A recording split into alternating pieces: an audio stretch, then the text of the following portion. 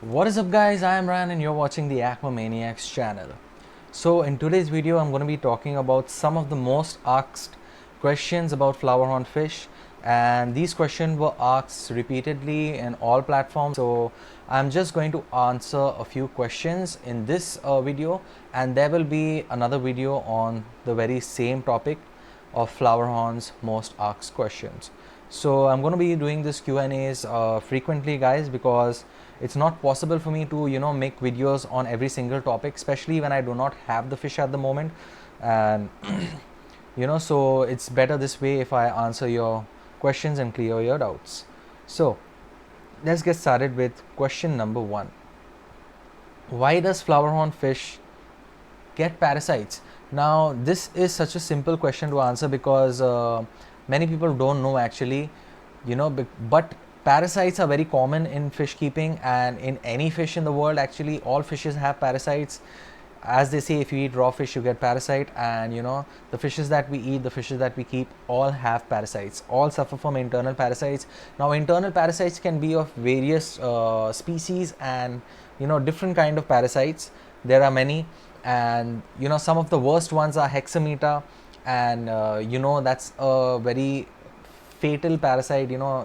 The consequences of those parasites coming to your fish, or your fish having those parasites, it's really bad, and a fish can die with hexameta parasites.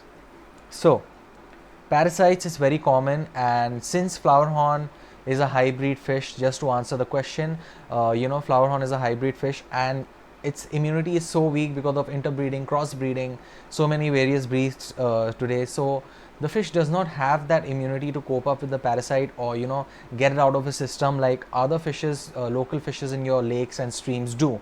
So that's the reason why we have to keep on doing medications frequently for flowerhorn fishes, whether it's monthly or whether twice or twice in a year, so your fish lives for a very long period of time and you can avoid certain parasites coming into your fish's intestinal tracts. So let's get on with question number 2, that is, which is the best medicine for deworming flowerhorn?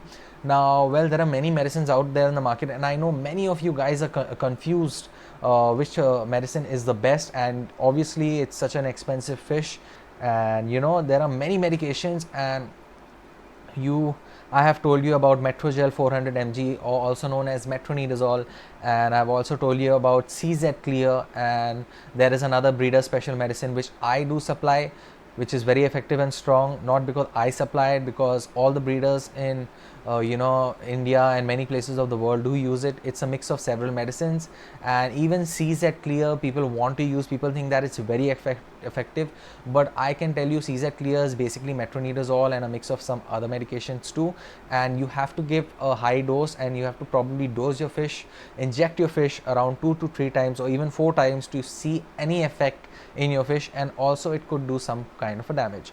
Metronidazole is safe, it's a light medication, but yeah, you have to use it in early stages, then it works very efficiently, but sometimes the parasite resists that medication, and they get stronger and the medicine does not do any damage to them.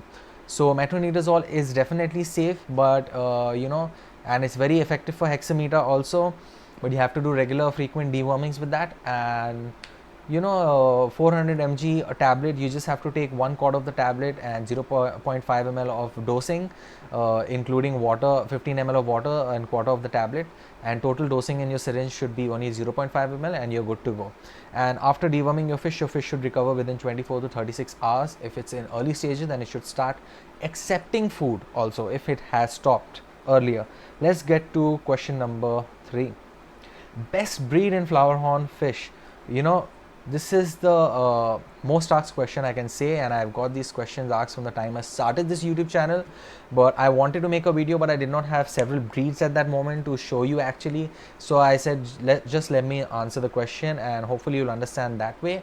So according to my experience and the flowerhorns I've kept, the breeds I have kept, I would rather, if you want a flowerhorn that lives for a very long period of time, also looks good, has a big head, big hump and good body size, etc., and good temperament also, then I would suggest Magma, SRD, and you can go for red dragon. These are one of the oldest breeds, and the immunity level on these fishes are really high, and even if they get parasites and stuff, they do recover by themselves sometimes, and even they respond very well with any kind of medication given to them.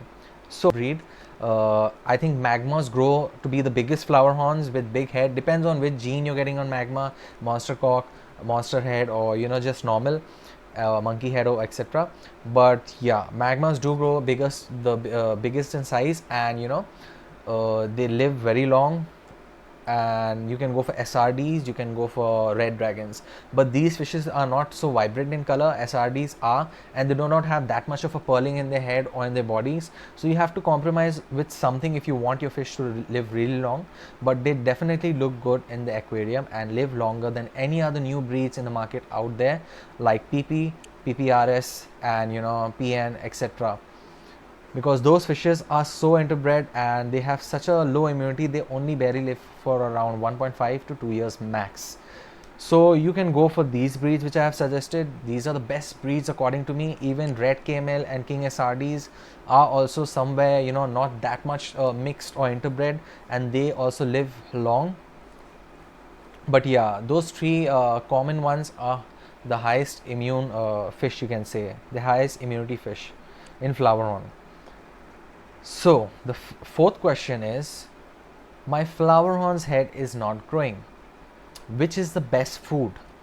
So as you guys know, there are many and several foods out there in the market, especially formulated from Thailand for Flowerhorn fish. And but that does not mean that fish is specifically, as it said, head huncher or something. It will definitely grow your head if your Flowerhorn's head is this much, and it's going to boost it this much.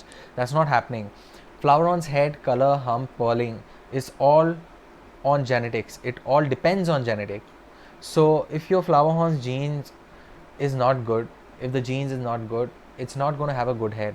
Now I have made several videos on YouTube on how to choose the best fry. You can go and check that out on the channel, and hopefully I might leave the link down below.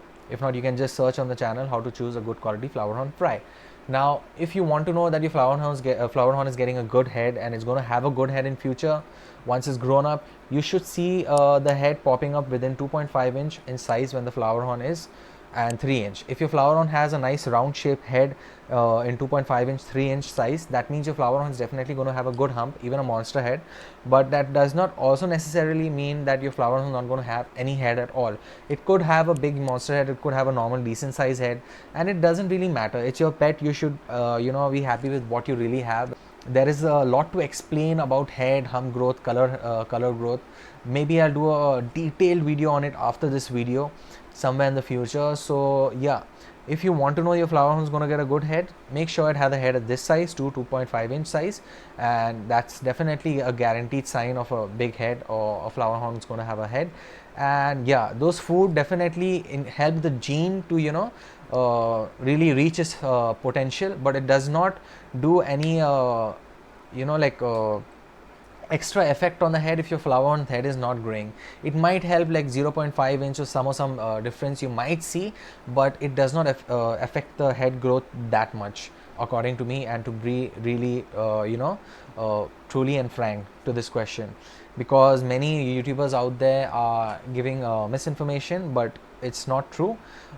These foods are really good, but it's good for a good gene, a good genetic Flowerhorn, which comes from a good genetic background.